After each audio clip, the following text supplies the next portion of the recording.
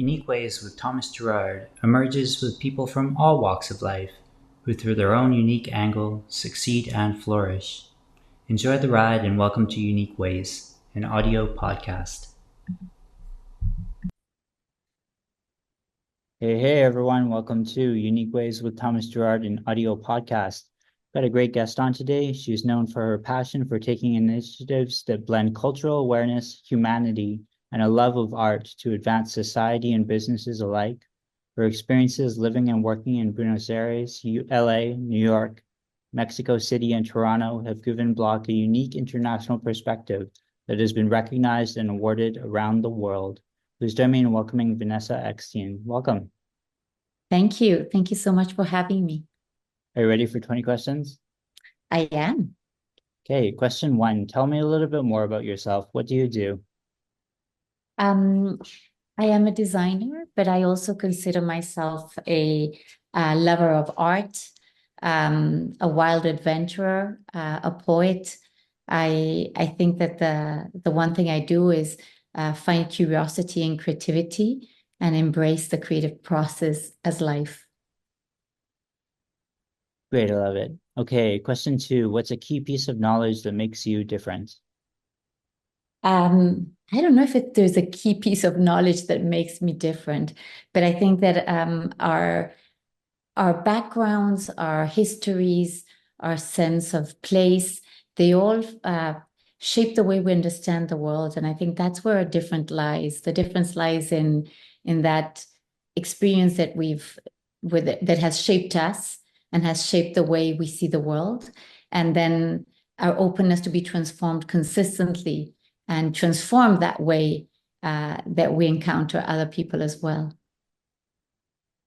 Great. And just a note for the audience, if you guys are interested in the most popular episodes, I believe it's still with Eric Speakerman, the typography legend. Please check out that episode. Question 3, why this of all things? Why do you do what you do? As everything in life, many things happen by chance. Although there's a great saying by the writer Borges that nothing is by chance but by cause. I was given graphic design didn't exist as a career. I was brought up in Buenos Aires in Argentina. And at the time, it wasn't a career. It had just begun. And my father, when I was 14, gave me two books, one on illustration and another one on woodcuts, used books. And they're one of maybe the best gifts I've ever had. And that sort of started to inspire my love of the graphic arts without truly knowing what I was going to be involved in later on in life. And I chose this career again when it had just begun, and there wasn't a true understanding of it.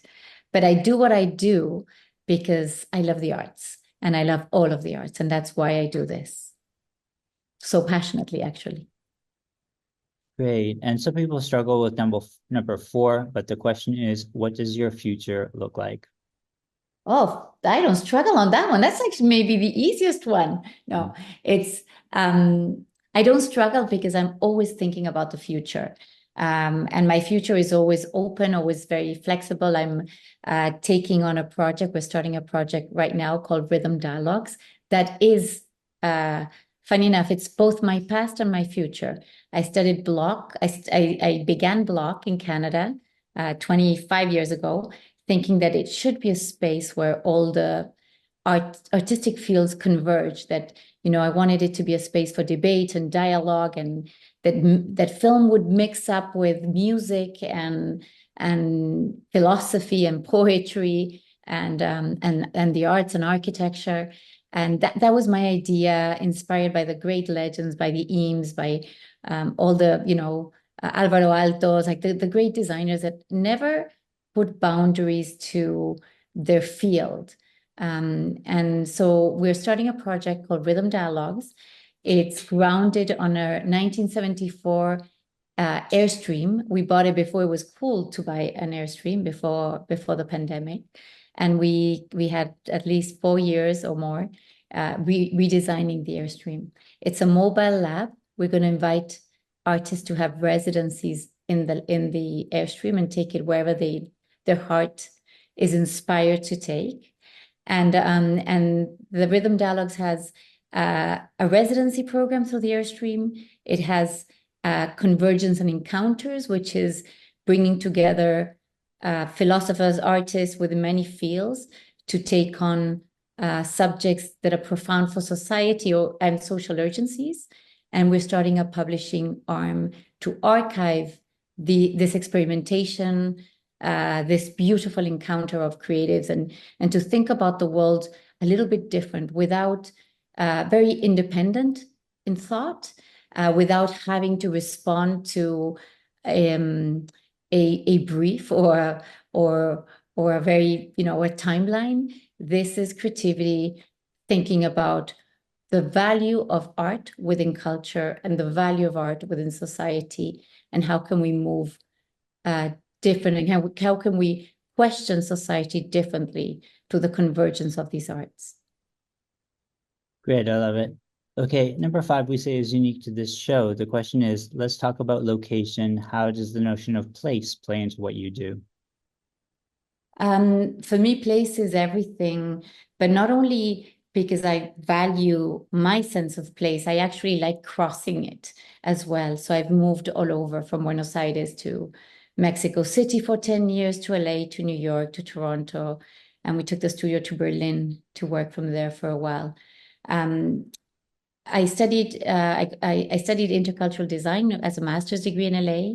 So it's not just about place, but also about crossing these boundaries, these perceived boundaries. And every place for me has been not just about place, but about my time and my life in that place. So it's not just about where you're at, but where you're at as a person in the place that you're at. And that's informed me and my process, and most probably my humanity, and just the challenges and the opportunities I've had. So that is definitely informed both, I think, the inspiration of it, but the culture, the tonalities, the music, it's all an incredible infusion into the work we do and the way we think as well. So it's key, and it's key to keep moving actually as well. So it's not just being in place, but crossing place and taking place, because we're not just in one place. We collect place. We collect many places. So we become a collection of the places that we've lived as well. Nice. If you had to start from the beginning, what advice would you give your former younger self? It's funny, but I actually, I wouldn't give myself any advice, because if I did, I wouldn't literally have done the many mistakes I did, or I maybe would have gone another path, and I think I wouldn't have actually learned anything in the process. There's a, I think it was Le Corbusier, I think it was Scarpa, that said he never had a mirror. The mirrors that you look, the ones in the car where you have to see what happens behind you, that he doesn't have a side mirror because he never wants to look behind him. And I feel the same. For me, it's not about what I would tell myself backwards. It's what can I do with what I learned forward? It's always been like that. What's a day in your life like? Crazy. Always. I'm always in the quest of balance. I'm always in the quest of juggling softly. It's a quest because I can't quite achieve it. I juggle far too much. I have Blok Design, but I also have Force Studio, which is a product company. And so my days are sort of filled between many projects. Today, we were looking at actually Rhythm Dialogues, which is this project that we're launching. We launched a magazine in New York, so we're trying to tell that story because we haven't quite shared it with the world, while working on a presentation for White Ribbon, which is trying to, I would say, fight gender violence, but actually just to reduce gender violence in the world. So we have projects that range from such a diversity of projects. And I think that's what inspires me, that we're just, one day in my life is just full of many conversations and many subjects, and always instilled with a lot of movement, but also a lot of excitement. Number 8 is around lifelong learning. It's a popular topic. How do you stay up to date? I think learning is not about just school, it's about life. So up to date for me is in every subject. It's making sure that I'm informed about what's happening worldwide as much as I'm informed about experiencing theater and film and the opera. And so I truly like to be embedded in life. It's not about just what course do you take, but being sensitive to the dynamics and sort of like the breathing of society and the movement of society. That's for me what learning is. And it is about subjects, but truthfully, the most profound it is about humanity. Mm. Our quest as people, as our quest, because we're always in a state of becoming. So for me, that's what I'm very aware of. I like to read many subjects, and I like to read a lot of philosophy and poetry. So that's my way of just being in touch with life. For me, that's learning, being in touch with life. Great. 9 is around tools. Can you talk about your use of digital and analog tools? Well, in the studio, obviously, as because we're a design studio, we need to have the programs and we try to keep up to date, and we always feel like we're a step behind. Obviously, now we're trying to be better at animation and at motion. But the reality is that I like to live always in a flow between all the mediums. For me, it's not enough it's not about just the tools, it's about what that tool says for that project. So we have old letterpress at the studio. We have a old projector, the one that, it just has the light where you put the book and it projects just with light. I don't know how you call them, but it's one of those old ones that don't quite exist anymore. We have old calculators because when you print them, the numbers are really unique. An old photocopier that I inherited 25 years ago, we still use it because it doesn't have enough ink. So it's always printing sort of rough. We just used it in a book that we're doing for Iggy Pop. So we printed the typography digitally in our beautiful printer, and then we photocopied and messed it up on the photocopier. But the movement of the photocopier, you can't quite do digitally. You could, but it would take you process and process and process, while this is the unexpected. This is, you just do one copy, you move it a little, and you get this beautiful surprise. And that we like that. We like the texture and the form in the studio. So we go both, we do a lot of books as well. So that brings a lot of materiality into our studio and the sensuality of form, both in our products and our books and our papers. So materiality is important to us. And I think it holds both memory, but also the longevity. It is an object that will stay with you for a very long time. So we embrace it. We love it. Great. And halfway, number 10, how do you deal with work life, or now we say life work balance? Well, so my thing with life work balance is the problem is that we separate both. And it's not about what, for me, I don't do what I love. I actually am what I do. Like, I really, really believe that we are what we do. In my case, at least, because this is part of what I love doing, and it's part of how we manifest ourselves in what we do. So is it about life work, or is it about making sure that you give yourself enough time to enrich yourself? So when you do what you need to do, you have enough creativity, enough experience, enough conversations, enough dialogue to bring to your work. If you only work, there would be nothing that enriches that work. But you need to, so it's less about a time frame, like a timetable. It's less about, do I stop at this time or I continue? I actually keep my hours pretty clean and tight, but I don't like to even consider it a balance. I think it's about, or life work balance. I think it's about a holistic balance. So if I don't go out and I'm not in nature, I'm not with my kids or with my partner, or I'm not, then there's nothing I'm going to bring into the work that is actually inspiring or enriching. Traveling, going to a talk or having a wonderful meal with friends. All of that is enriching. So for me, if I understand it that way, it's a flow between those worlds, and it's one way of living my life, and it's a much healthier way. Too much on one side, too much on the other, and it wouldn't actually be feeding each other as beautifully. Nice. 11, if you weren't doing what you do now, what might you be doing? I always thought, and maybe idealistically, I'm not sure if I could have pulled it off, but I always thought I'd love to be, I don't know if I'd love to, but I was drawn to be a war photographer.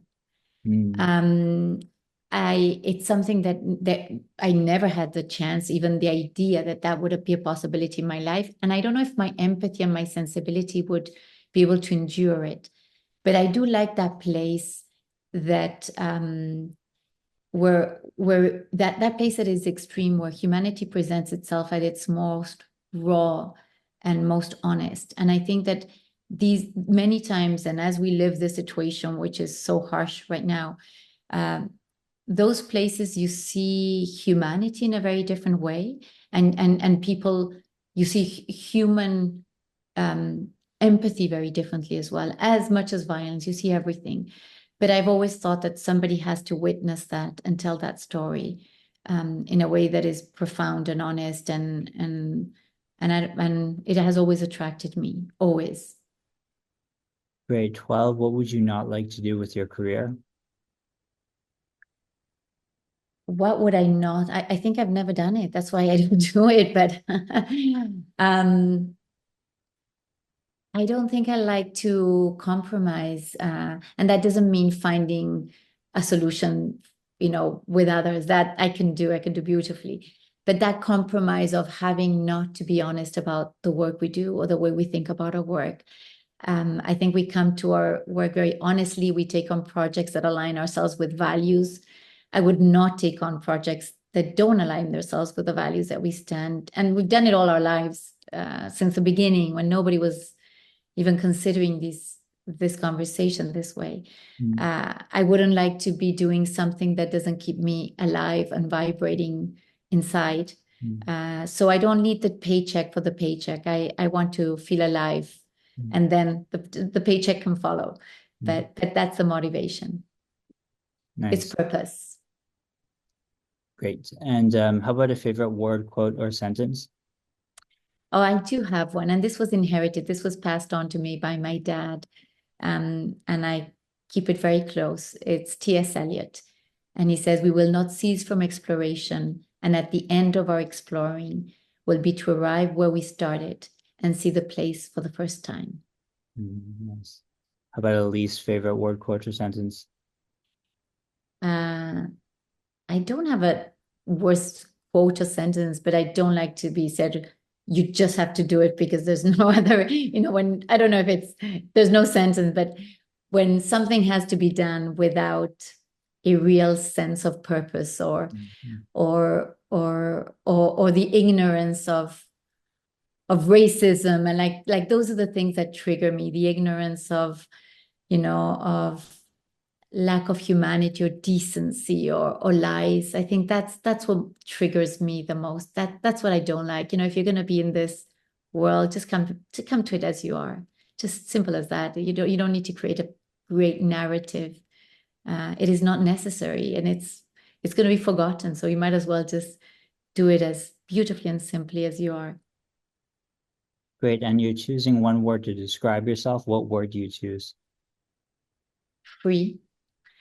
I don't know if that's what I am, but that's what I aim to be always. Freedom, free, free in my heart, free in my soul, free in how I connect to the work I do, and the way I connect to others. I think it's about freedom. And what keeps you up at night? It's many things. From the simplest of world issues, which they do, to the simplest of to-dos, which also happen. So I'm not a worrier, but my head is always wondering about the world, about humanity. I have I have the heart of a philosopher and the mind that follows. Mm. Final stretch here. What's a dream you're chasing? Whatever comes my way. Mm. It's not where I'm going, but that I can embrace it fully, and that I can enjoy the ride as best I can. That's my dream that I'm chasing. It's just the path. What inspires you? Oh, great. Well, I have many. People that have a relentless spirit to pursue whatever that path is. That's why I didn't say it's just a dream. It's so those that have a relentless spirit to pursue their path. It could be from human rights, like Mandela, to stand for dignity. For many, for me, he's maybe one of the people that I admire the most. To to a great artist, to the way a great artist thinks about life, or the visions of a poet or the great writer. I think creativity inspires me, and humanity inspires me. And when you put both together, I think that that's the power of the world. I think the power of the world lies in that combination. Great. And last couple here. Any advice you'd like to share? Advice, I'm not the one who wants to give advice, actually. But maybe to just let uncertainty present itself when it needs to present itself. I think that the one thing that I've learned is that sometimes we have the questions, but the answers not quite arrive, and we need to wait for those answers to arrive. So to embrace that the path is not always clear, to embrace that the path is not always simple, that there's challenges all along the road, but if you know it's yours, just hold on to it, because there is a beautiful place that you can arrive at some point, but it's not the end game. And I think the bumpy roads and the slick roads and the colorful roads, they're all part of this incredible journey. And to see the beauty in the simple things, I think that's what creativity is about, is to find the magic and the invisible and the intangible in a world that only wants you to measure things through numbers, or through success, or through all these words that feel predetermined by others. So for me, it's been more just have a love to pursue, and a quest to discover, and a curiosity to move. And I think that's maybe the only, I wouldn't call it advice, but at least that's what I like to pursue. Great. And finally, number 20, how can our listeners keep tabs on you, and what's our call to action? Keep tabs on me. You could always go to our Insta, Blok Design, at Blok Design, or that's maybe the best way, or forstudio.com. And now Rhythm Dialogues pretty soon. And your call for action: vote if you're in America, vote if you're in Canada, and understand that we all have some gesture that we can do that has resonance. Very simple, but don't look for the huge impact because it's cool to make a change in life. Know that sometimes your small gesture creates more change than anything else that we can imagine. And resonance is important. So whatever is important to you, do something about it. As I tell my kids, I tell them that the only thing I'm going to leave them is something called, for me, I named it the value legacy. And if something bothers to me in the world, I try to stand up for it. And that alone is important to pass on. Great. Well, thanks so much for joining today. Very inspiring. Thank you. My pleasure. Thank you so much. Bye. If you liked today's podcast, I encourage you to have a listen to other episodes. You can easily find them at uniqueways.ca or wherever you find podcasts. You can also find us on social media. And thank you. It's you that makes these great, and it's you who these are for. Stay tuned for more Unique Ways. you.